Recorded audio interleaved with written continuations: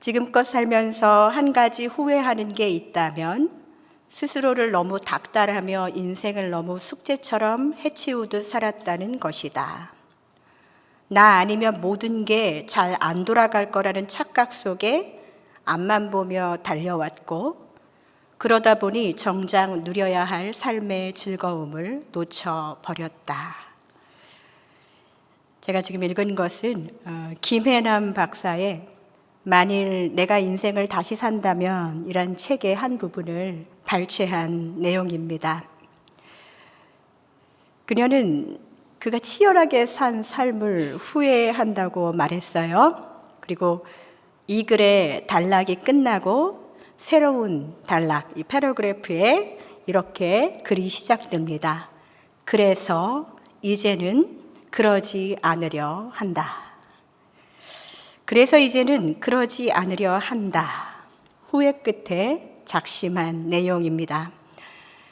저자는 정신과 의사로 치열하게 아내로, 엄마로, 의사로 살아가다가 43살의 나이에 파킨슨씨 진단을 받고 자기에게 온 이 청천벽력과도 같은 이 엄청난 선고에 그것을 마주하면서 병마와 싸워오면서 때로는 좌절하고 절망하고 또 포기하고도 싶고 누군가를 원망의 때로 이 모든 시간들을 살 수 있었고 때로는 그렇게 살기도 했지만 결국은 이 인생의 기회를, 이 시간을 그저 절망하고 포기하고 원망하는 시간으로 두지 않고 다른 새로운 인생을 삶을 기회로 삼아서 열심히 글을 쓰고 독자들에게 정말 우리가 솔로몬의 전도서처럼 자신만의 이야기를 쓸 수 있는 그런 힘으로 바꿔 살게 되었습니다.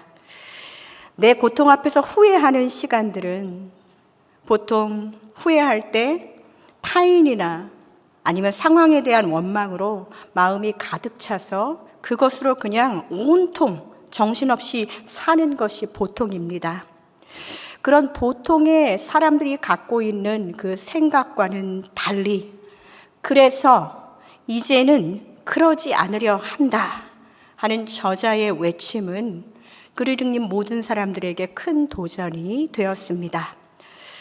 그래서 오늘은 우리 인생의 때 중에 후회할 때에 대해서 한번 묵상해 보려고 합니다.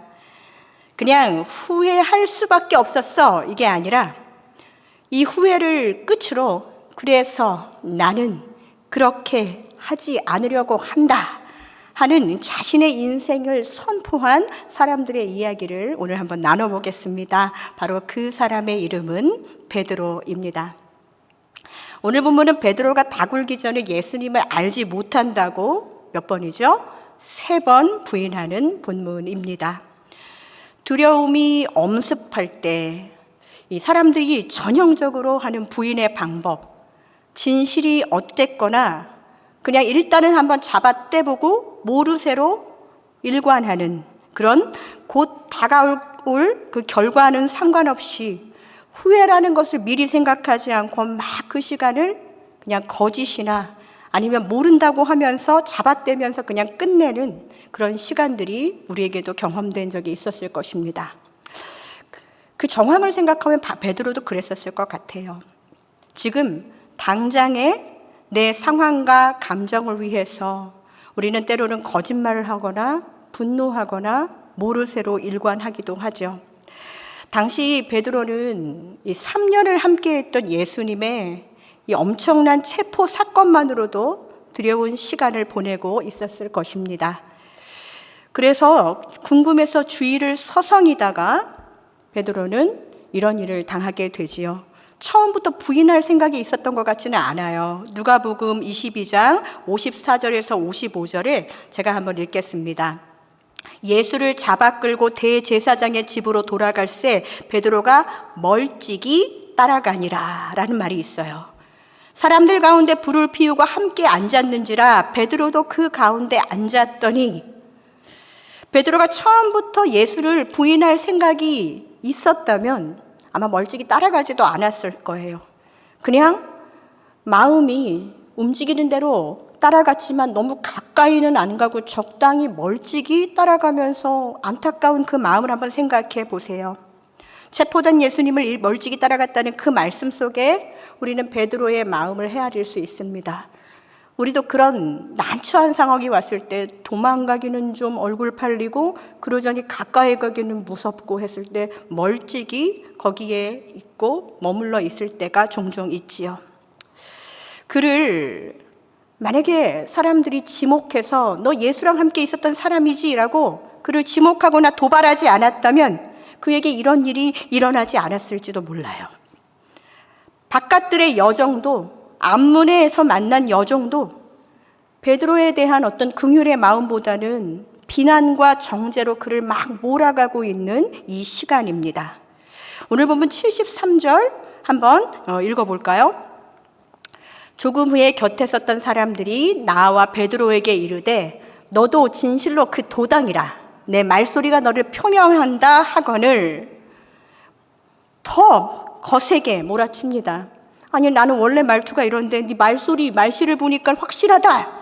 너도 한패다 라면서 계속 베드로를 몰아가고 있습니다. 누가 아니래요. 그냥 이 시간에는 좀 안 지목했으면 좋겠다는 거 아니겠어요? 멀찍이 따라가는데 좀 가만 놔두지 그러시죠. 그런 마음이 들 수 있겠지요. 이 두려움과 조여움이 정말 군중들의 비난을 감당할 힘이 없었던 이 베드로, 마침 새벽에 닭이 목을 풀고 있는 동안에 예수님을 모른다고 해서 세 번째 부인하니까 목 다푼 닭이 웁니다. 그리고 베드로는 그때 알게 됐어요. 적절한 이 음향까지 이 닭소리가 딱 나고 그러고 나서 생각해 보니까 예수님이 내가 닭 울기 전에 너를 3번 부인할 거야 라는 말했던 것이 기억이 나요. 내가 배신이란 걸 했단 말이야. 베드로는 이 배신과 부인의 때 아마 그의 평생의 기억으로 남기에 충분한 괴로움의 때였을 것입니다. 그러나 여러분, 베드로가 이렇게 그냥 후회만 하고 나는 예수님을 배신했어, 나 같은 놈은 이러면서 자신을 자책만 했다면 베드로에 대해서 우리는 더 이상 할 얘기가 없을 것입니다. 그러나 베드로 그 이후에 이 부인 사건 이후의 삶은 그래서 이제는 그러지 않으려 한다. 그의 인생에 선포하고 십자가를 짊어지고 그의 삶을 십자가의 삶을 몸소 행한 순교의 삶이었다는 것은 우리가 다 알고 있습니다. 성도 여러분, 후회하지 않는 인생은 없을 것입니다. 나는 후회하지 않는다라고 생각하시는 분들은 이 말씀을 좀 같이 읽었으면 좋겠습니다. 민수기 23장 19절의 말씀입니다. 같이 읽겠습니다. 하나님은 인생이 아니시니 시건치 않으시고 인자가 아니시니 후회가 없으시도다. 어찌 그 말씀하신 바를 행하지 않으시며 하신 말씀을 실행하지 않으시랴. 아멘. 네. 하나님은 인생이 아니시니 거짓말, 시건하지 않으시고 인자가 아니시니 뭐가 없다고요? 후회가 없으시도다. 이 말씀은 이 모아방이었던 발락이 이 복술과 이 점치는 발람한테 제발 좀 그냥 거짓말이라도 이스라엘은 저주 좀 해달라고 부탁을 했었을 때 이 복술가의 입속에서도 이 이야기가 나온 거예요. 하나님은 인생이 아니니까 거짓말 안 하고 하나님은 사람이 아니기 때문에 후회가 없는 분이다 라는 이야기예요. 이 말씀을 다시 잘 생각해 보면 하나님은 시건하지 않고 하나님은 후회하지 않아요. 후회하지 않는 존재는 누구뿐이라고요? 하나님. 후회할 수 없는 분은 하나님밖에 없다라는 거예요. 그래서 후회 없는 인생이라는 말 자체가 사실은 모순적입니다. 우리 인생은 후회가 불가피한 인생이에요. 사실 회개도 내 삶의 후회가 되지 않는다면, 내가 정말 후회하는 일이 없다면 나는 그냥 그럴 수밖에 없는 존재야 하는 자기 정당화로 일관하면서 회개는 일어나지 않을 것입니다. 베드로는 이 두려움이 엄습했고 여러 사람에게 공격받는 그때에 예수를 안다고 자신 있게 말하는 것에 실패했습니다. 그래서 베드로는 후회가 되었지요. 그러나 그의 인생은 거기서 끝나지 않았어요. 나는 이제는 그렇게 살지 않으려고 한다. 주는 그리스도시요 살아계신 하나님의 아들이라고 아주 주님의 그 예수님의 귀에 흡족한 고백을 해도 내가 무서우면 예수님을 언제든 모른다 하고 맹세하고 부인하고 저주까지 할 수 있는 것이 인생이구나 라는 것을 뼈저리게 알게 됐을 것입니다. 나 자신을 돌아볼 수 있는, 내가 얼마나 연약한 존재인지, 사람의 말이 얼마나 연약한 것인지 알 수 있었을 것이에요. 후회의 시간에 어떤 이들은 왜 하필 그때 그 여자는 나를 보고 아는 척을 하고 왜 나한테 자꾸 지목해서 뭐라고 했지 하면서 그 상황을 너무나도 욕하고 비난하고 원망하고 싶을 거예요. 그러나 베드로는 자기의 후회의 시간, 후회의 때를 누군가를 원망하고 상황을 원망하는 시간으로 그렇게 낭비하지 않았습니다. 바로 하나님이 정말 후회의 때를 허락하셨다면 그 후회를 회개의 기회로, 돌이킴의 기회로, 새로운 소망을 갖는 기회로 바꾸시는 하나님을 경험하면 되는 그것이 은혜라는 것을 우리에게 보여준 정말 신앙의 선배라는 것입니다. 여러분은 후회의 시간이 없으십니까? 모닥불 앞에서 베드로가 예수님을 부인했었을 때 누군가는 모닥불만 보면 베드로는 그때를 후회했을 것이라고 그렇게 이야기를 하죠. 저에게도 그런 후회의 시간이 있었습니다. 제가 이거를 이야기할 때 눈물 없이 담백하게 고백하고 싶다라고 이렇게 점점점을 해놨으니까 제가 우는지 안 우는지 관전 포인트. 네. 네. 10년 전에 하나님 품에 가신 아버지에 대한 후회입니다. 저희 아버지가 딸이 없으면 어쩔 뻔했어 라고 생각하실 만큼 저는 아버지에게 제법 괜찮고 기쁨이 되는 딸이라고 자부했었습니다. 제가 둘째 아이 출산 예정일이 2009년 11월 1일이었는데요. 그날이 공교롭게도 저희 아버지가 개척하시고 38년 동안 목회하셨던 교회를 은퇴하시는 딱 그날이었어요. 저는 안타깝게도 아버지의 그 은퇴 예배에는 가지 못했지만 아버지는 제가 조금 일찍 출산을 했고 그래서 몸을 풀고 있었을 때 11월 1일 교회에서 퇴임식이 끝나자마자 그날 밤 비행기로 모든 사역을 마치시고 저희 집에 오셨어요. 그리고 아버지가 그렇게 말씀하셨습니다. 이제 할 일 없는 아빠를 위해서 이렇게 출산을 해줘서 아빠에게 할 일을 주어서 참 고마워. 우리 세나는 끝까지 아빠한테 참 기쁨이 되는 딸이야. 근데 우리 아버지는 사실 할 줄 아는 게 기도랑 말씀밖에 없어요. 한마디로 생활 무능력자. 네, 그것도 미국까지 오셔가지고 모든 것을 어머니가 다 해주셨기 때문에 저분이 목회를 안 하면 뭘 할까 모두 궁금했습니다. 그냥 아빠 아무것도 건들지 마세요라고 말하고 싶었지만 아버지가 뭐라도 하고 싶어 하셨어요. 아버지는 저희 집에 오자마자 갓 태어난 이래, 제 둘째 아이가 이래인데요, 여호와 이래, 기저귀를 갈아주시는 당번이 되어주셨습니다. 아이도 출산했고 부모님도 다 와 계시고 모든 것이 순조로운 것 같았던, 행복했던 어느 날 아버지가 이래의 그날도 똥기저귀를 가는데 엉덩이를 아주 깨끗이, 굉장히 이렇게 일 안 해본 사람들은 뭐든지 열심히 하시잖아요. 그래서 엉덩이를 팍팍 깨끗이 닦아주는데 물티슈가 좀 이상했어요. 제발 아니겠지 하고 가까이 가서 보니까 노란색 통, C자로 시작하는 노란색 통에 젖은 타올, 로락스, 예, 바로 그거예요. 그걸로 엉덩이를 닦고 계시는 거예요. 신생아의 엉덩이를 99.9% 점스를 없애는 그 화학 물질로 닦고 계셨어요. 저는 그때 출산으로 호르몬도 정상이 아니었을지 모르겠지만 그 광경이 너무나도 충격적이고 화도 나고 어이가 없어서 진짜 저는 사춘기 때도 아버지한테 대든 적이 없었는데 갑자기 소리를 크게 질렀습니다. 아빠, 이제 갓 태어난 신생아한테 화장실 닦는 물티슈로 닦으면 어떻게 해요? 이거보다 훨씬 더 나쁘고 독하게 했어요. 이게 강단이라서. 정말 나에게는 최고의 아빠였고 나의 최고의 존경하는 목회자였고 우리 아버지한테 얘기하면은 내 마음이 항상 위로가 되고 평안이 왔는데 어떻게 베이비 물티슈랑 로락스 와이프도 구별을 못할까? 그런 여러 가지 마음에 그 말을 하지 말았어야 되는데 너무 화가 풀리지 않아서 다시 아빠한테 나와서 아빠 도대체 몇 번이나 이걸로 닦은 거예요? 이런 화학물질이 독성 때문에 아이가 잘못되거나 죽을 수도 있단 말이에요.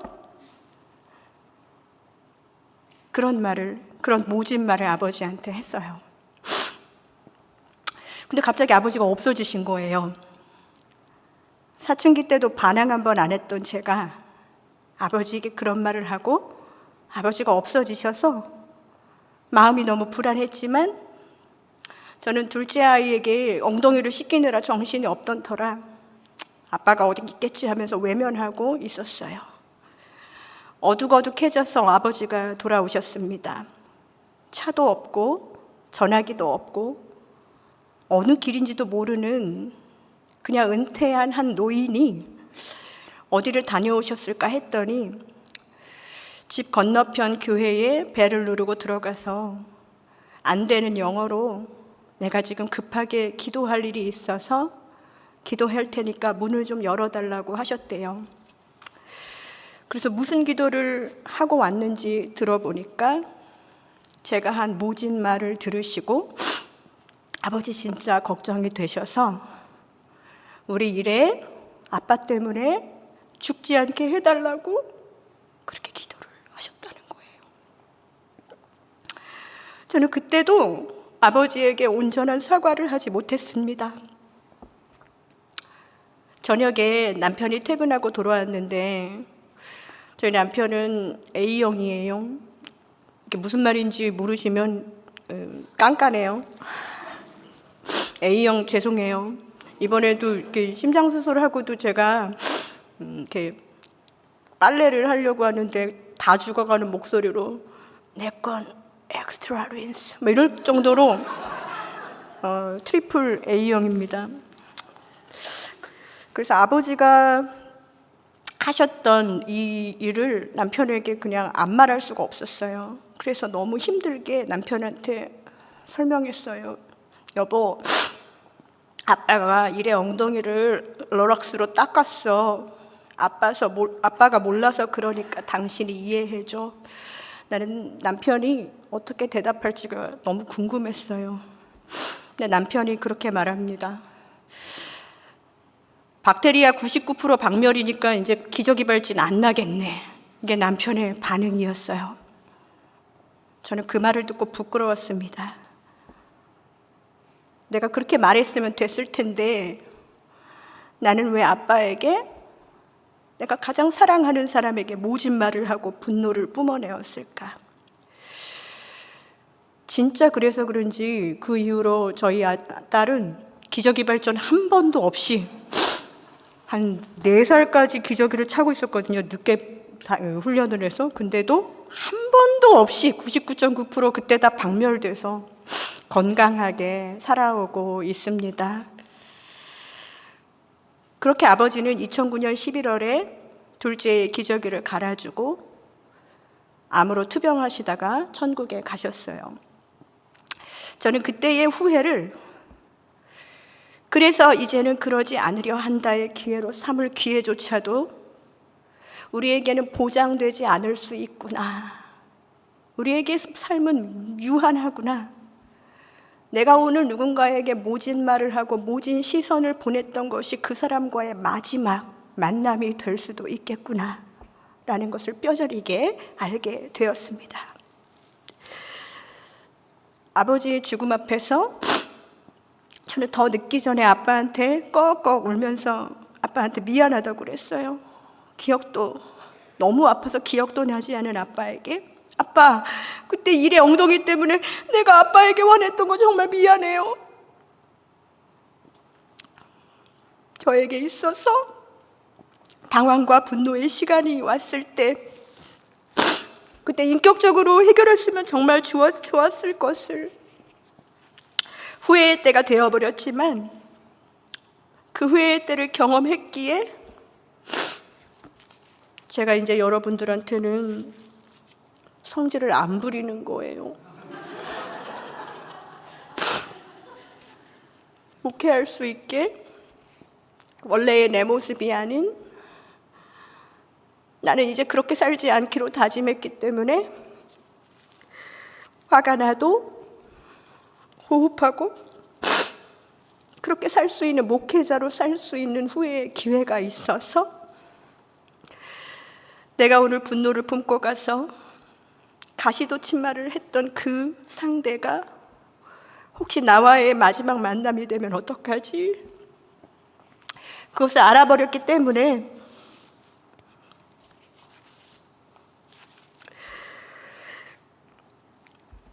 우리는 후회하는 삶 가운데서 앞으로 계속 그렇게 살 거야가 아니라, 내 후회의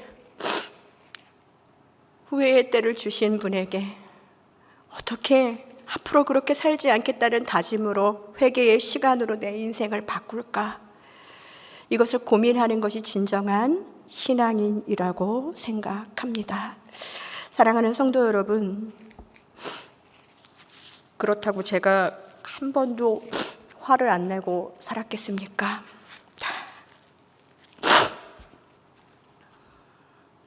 베드로라고 닭소리 듣고 막 후회하고 주님이 사랑하냐고 물어봐서 막 얘기하고 나서, 고백하고 나서, 성령 받고 나서 100% 후회 없이 예수님만을 섬기면서 진짜 살았을까요?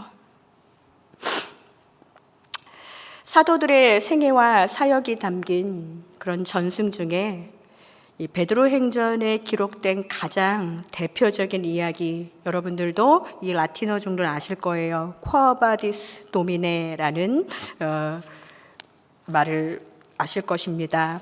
주여 어디로 가시나이까라는 말이죠. 너무도 심한 기독교 박해를 피해서 로마를 급하게 탈출하는 베드로 앞에 나타난 주님께 베드로가 묻습니다. Quo vadis Domine, 주님 어디로 가십니까? 그때 예수님은 나는 십자가에 못 박히려고 로마로 가고 있는 길이요 라고 말씀하셨대요. 베드로가 다시 물어봐요. 주님, 그때 지신 십자가 다시 거기에 못 박히시겠다는 말입니까? 그때 주님이 다시 대답하셨습니다. 그렇소. 베드로, 나는 다시 십자가에 못 박히러 로마로 들어갑니다. 로마의 쿼바디스 도미네 교회라는 아담한 교회가 있어요. 그 양벽면에 이런 그림이 있습니다. 첫 번째 그림을 한번 보여주시겠어요? 네, 저기 지금 손에 열쇠 같은 거를 들고 있는 사람 누구일까요? 베드로예요. 베드로는 항상 천국의 열쇠를 들고 있다는 걸로, 이렇게 열쇠 들고 있는 사람 보면 대개가 다 베드로입니다. 지금 베드로가 로마를 떠나는 길을 향해서 가고 있을 때 저 반대편에는 이런 그림이 있어요. 다시 베드로가 떠나고 있는 로마를 향해서 십자가를 지려고 들어가시는 예수님의 그림이 보입니다. 이 길 한복판에 그냥 저기 예수님 발자국이 있다고 이렇게 해놓은 그 자국이 있는데요. 그거는 뭐 모르겠지만 거기 그렇게 되어 있어요. 양벽에는 이렇게 예수님이 로마로, 또 로마에서 다시 떠나는 베드로의 그 그림이 있습니다. 그리고 관광객들은 그 길 중간쯤 어디에서 사진을 찍습니다. 베드로도 예수님도 아닌 관광객들이 많아요.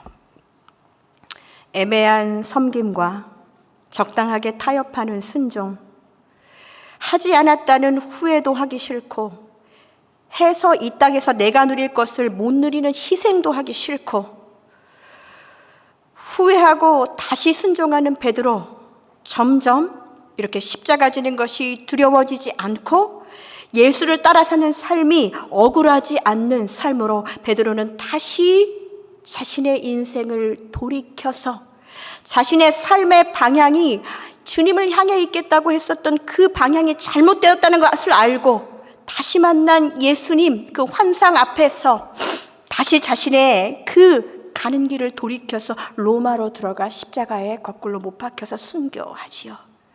그의 인생을 생각하면서 우리가 진정으로 우리가 지금 어느 길쯤에 있는지, 우리의 인생의 방향이 잘 설정되고 있는지, 아니 방향은 잘 설정됐는데 내가 방향은 설정해놓고 다른 데로 가고 있는 것은 아닌지, 우리는 우리 이 2023년 마지막 이 즈음에 우리는 한번 우리의 인생의 방향을 다시금 점검해 볼 때가 되었습니다. 이렇게 부인했다가 도망갔다가 섬겼다가 이랬다가 저랬다가 하는 베드로의 입장을 보면서 제가 베드로후서를 다시 읽어봤어요. 베드로후서의 마지막을 읽으니까 베드로가 이래가지고 그런 후회라는 맥락 속에서 이런 글을 쓰지 않았을까라는 생각이 됐습니다. 우리 베드로후서 3장 15절을 한번 같이 읽겠습니다. 같이 읽을까요? 또 우리 주의 오래 참으심이 구원이 될 줄로 여기라. 우리가 사랑하는 형제 바울도 그 받은 지혜대로 너희에게 이같이 썼고, 전반부 다시 한번 읽겠습니다. 또 우리 주의 오래 참으심이 구원이 될 줄로 여기라. 아멘. 성도 여러분, 베드로를 위해서 주님이 오래 참으셨다는 거, 아니 베드로만이 아니라 이 세상을 위해서 그렇게 오래 기다리시고 참으셔서 그렇게 하셔서 결국은 죄인들을 위한 구원의 길을 활짝 여신 분이 예수 그리스도였습니다. 주님은 그 방향을 향해서 계속적으로 가시는데 주저하지 않으셨어요. 그냥 그 방향대로 나아가셨습니다. 우리들의 오래 참음, 우리들의 기다려줌, 이제는 그 방향으로 나아갔을 때 우리를 구원하셨던 것처럼 하나님을 떠난 우리의 자녀들이 하나님이 없다고 생각하면서 나를 배신하고 부인하는 내 배우자가, 내 가족이, 내 친구가 구원을 얻기 위한 통로로 우리가 기다림을 배워야 하고 살아가야 될 줄로 믿습니다. 우리 주의 오래 참으심이 구원이 될 줄로 여기라. 주님이 우리를 위해서 그렇게 오래 참으셨기 때문에 우리가 후회하고 다시 그분을 잡는 그 시간 동안에도 우리를 기다려 주셨던 것처럼 우리에게는 다른 사람의 후회의 시간을 기다려줄 그 마음의 통로, 그 마음의 공간이 필요하다는 것입니다. 당장에 내가 이렇게 했으니까 하나님 이때에 왜 이 사람을 변화시켜주지 않으시나요? 라고 한탄하면서 탄식하면서 기도할 것이 아니라 하나님, 주님의 오래 참으심이 구원이 될 줄로 저는 믿습니다. 내가 원하는 때에 내가 원하는 방법으로가 아닌 하나님의 완전한 때에 하나님의 방법으로 이 구원의 문을 활짝 열어 주옵소서. 이렇게 구원의 통로로 우리를 기도하게 하셨을 줄로 믿습니다. 베드로후서 마지막 부분 3장 18절에 이 말씀이 오래도록 여운이 되었습니다. 제가 오늘 오피스에서 설교 준비를 하다가 제가 설교문을 썼고 제가 읽으면서 제가 막 울어버렸어요. 근데 갑자기 저한테 온 우리 청년부 최지상 목사님이 제가 엉엉 울고 있으니까 너무 당황해가지고 자기가 먹으려고 했는지 모르겠지만 커피 한 잔을 이렇게 갖다 주더라고요. 말씀을 읽으면서 오늘 이 말씀이 저에게 되게 위로가 되었습니다. 베드로후서 3장 18절 우리 같이 한번 읽을까요? 시작! 오직 우리 주 곧 주주 그리스도의 은혜와 그를 아는 지식에서 자라가라. 영광이 이제와 영원한 날까지 그에게 있을지어다. 아멘. 성도 여러분, 성경에서 베드로의 마지막 교회를 향한 당부가 베드로후서 3장에서 끝납니다. 베드로는 이렇게 당부했어요. 예수님의 은혜와 그를 아는 지식 안에서 계속 뭐하라? 자라나라. 우리는 완성된 인간이 아니라는 거예요. 사도 베드로, 초대교회의 수장이었던 그 베드로도 부인했다가 괜찮아졌다, 사랑한다 고백했다, 다시 도망갔다가 십자가를 지는, 계속적으로 그리스도를 아는 그 지식, 마지막 순교의 현장에서도 그를 아는 지식에서 계속적으로 자라가고 있었던 거예요. 우리는 우리에게 마주한 많은 사람들에게 목사가 어떻게 그럴 수 있어? 누가 어떻게 그럴 수 있어? 본사 이렇게 직분을 가지고 이야기할 때가 있어요. 우리는 조금 더 여유가 있을 필요가 있습니다. 누군가에게 후회를 기회를 줬다면 그 후회를 통해서 자라갈 기회, 그것도 줘야 한다는 것이지요. 그리스도를 아는 지식, 거기에서 일평생 자라가는 것이지, 이미 자라난 사람들, 이미 다 큰 사람들, 성숙한 사람들이만 모여있는 것이 하나님 나라의 공동체가 아니라는 거예요. 베드로는 끝까지 자신을 그리스도를 아는 지식에서 자라가게 하신 주님을 기억하면서 이 세상의 교회에 성도들에게 당부합니다. 우리 주 곧 구주 예수 그리스도의 은혜와 그 예수 그리스도를 아는 지식에서 계속적으로 자라가라, 성장해라. 우리가 다 완성된 존재라고 착각하고 살면 안 되겠습니다. 우리는 후회라는 절망의 단어를 그리스도의 은혜와 주님을 더 알아가는 지식 안에서 자라가야 하는 희망의 기회로 삼아서 진정으로 성장하고 자라나는 성도가 되길 위해서 함께 중보해야 합니다. 나는 후회한다. 고로 기도한다. 결국 우리에게 때를 아는 지혜라는 것은 때를 미리 아는 지혜, 재난의 때를 미리 알아서 쏙쏙 잘 피해 다니는 지혜가 아니라 나에게 어떤 시간과 어떤 때를 허락해 주셨어도 하나님과 함께 동행한 모든 시기마다 승리케 하시는 하나님을 우리가 목숨 다해 마음 다해 사랑하고 신뢰하는 그 길밖에 없다는 것을 믿으시기 바랍니다. 하나님은 우리를 모든 시기마다 승리케 하시는 우리의 왕 되신 주이심을 우리가 믿음으로 고백하기를 원합니다. 그리스도를 아는 지식 안에서 자라가는 신앙인들이 모인 공동체, 다 완성된 사람들이 모였다고 착각하면서 서로 싸우는 공동체가 아니라 나는 부족하고 나는 자라가야 하기 때문에 나에게 기회를 주십시오. 잘못했습니다. 서로 용서하며 함께 그것을 사람에게 기회를 주고 때를 허락하는 그 공동체는 반드시 성장하게 되어 있습니다. 왜냐하면 기도하기 때문입니다. 우리는 후회하지만 우리를 부르신 하나님은 결코 후회가 없으시다는 것을 우리는 알고 있습니다. 그렇기 때문에 우리는 이 후회의 때를 그리스도 안에서 자라가는 때로 기회를 삼아서 하나님이 나에게 후회하시게 하셨어. 너무 창피해. 나 내일부터 어떻게 얼굴 두고 다녀가 아니라 나에게 하나님의 마음으로 나를 이해해주는 한 사람이라도 우리 공동체 안에 있겠지. 그런 소망과 기대를 가지고 이 공동체에 정말 얼굴 들고 나오기 어려운 형제와 자매를 환대하고 환영하면서 나에게 기회를 주신 그 하나님, 그 하나님에 대한, 그리고 나에게 기회를 주신 정말 나의 신앙의 선배들에 대한 그 감사를, 내가 받은 그 축복을 다른 사람들에게 흘려보내면서 하나님 나라를 확장해야 될 줄로 믿습니다. 사랑하는 성도 여러분, 내년도 2024년 용의 해라고 그러죠. 청룡해라고 그러는데 그 해 이름이 너무 예뻐요. 갑진년이에요. 갑진년. 그 세속적으로 이렇게 이상하게 들으시면 안 돼요. 네. 새해 갑진해가 되라는 거예요. 청룡의 해라고 막 이렇게 청색만 입고 다니시지 마시고요. 뒤에 백그라운드도 청색으로 잘 바꿨어요. 갑진년 이 해를 누군가를 더 이해하고 누군가를 위해서 내 마음의 공간을 더 많이 넓히고 그리스도를 아는 지식에서 더욱더 자라가는 값진 해, 은혜의 해를 맞이하시기를 주님의 이름으로 축복합니다.